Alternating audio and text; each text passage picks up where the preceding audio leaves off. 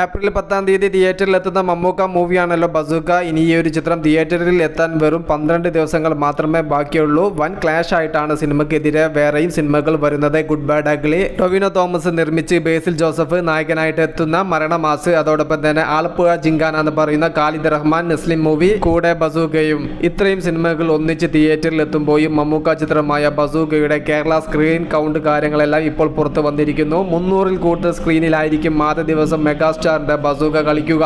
മമ്മൂക്ക മുന്നേ ഒരു വീഡിയോയിൽ പറഞ്ഞിട്ടുണ്ടായിരുന്നു, കഥ പറയാൻ വന്ന പയ്യനെ കൊണ്ട് ഞാൻ സംവിധാനം ചെയ്യിക്കുകയായിരുന്നു. അതാണ് ഡീനോ ഡെന്നീസ് എന്ന് പറയുന്ന ചിത്രത്തിന്റെ തിരക്കഥാകൃത്തും സംവിധായകനും. അതിനുള്ള പ്രധാന കാരണം എന്താണെന്ന് വെച്ചാൽ, ഡീനോ കഥ പറയുന്ന സമയത്ത് സിനിമയിലെ ഓരോ സീനും ആ ഒരു സീനിലെ ഓരോ ഡയലോഗുകളും കഥാപാത്രങ്ങൾ വരെ അദ്ദേഹത്തിന് കാണാപ്പാടമായിരുന്നു. ഇത്രയും മനോഹരമായിട്ട് നീ കഥ പറഞ്ഞിരിക്കുന്നു. ഈ ഒരു മനോഹാരിതയിൽ വേറൊരു സംവിധായകന് ഇത് ഒപ്പിയെടുക്കുക പ്രയാസമാണ്. ഇത് നീ തന്നെ ഡയറക്ഷൻ ചെയ്യുന്ന സമയത്ത് മാക്സിമം സിനിമയ്ക്ക് ക്ലാരിറ്റി കിട്ടും. അങ്ങനെ മമ്മൂക്ക അവനെ സംവിധാനം നീ തന്നെ ചെയ്യണമെന്ന് മോട്ടിവേറ്റ് ചെയ്യുകയാണ്. അങ്ങനെയാണ് ഡീനോ ഡെന്നീസ് സിനിമ സംവിധാനം ചെയ്യാൻ ഇറങ്ങിയത് എന്നാണ് മമ്മൂക്ക ഒരു ഇന്റർവ്യൂവിൽ പറഞ്ഞത്. റോസ് പ്രൊഡക്ഷൻ സൈഡിൽ നിന്നും സിനിമയെ കുറിച്ച് വരുന്ന റിപ്പോർട്ട് എന്താണെന്ന് വെച്ചാൽ, സിനിമയ്ക്ക് ഒരു പോസിറ്റീവ് റിപ്പോർട്ട് വരുമെന്നും ഈസി ആയിട്ട് സിനിമ 100 കോടി അടിക്കുമെന്നും ഫൈനലി സിനിമയുടെ കളക്ഷൻ കാര്യങ്ങളെല്ലാം എവിടെ ചെന്ന് എത്തുമെന്നുള്ളത് റിലീസിന്റെ ശേഷം മാത്രമേ പറയാൻ വേണ്ടി സാധിക്കുകയുള്ളൂ.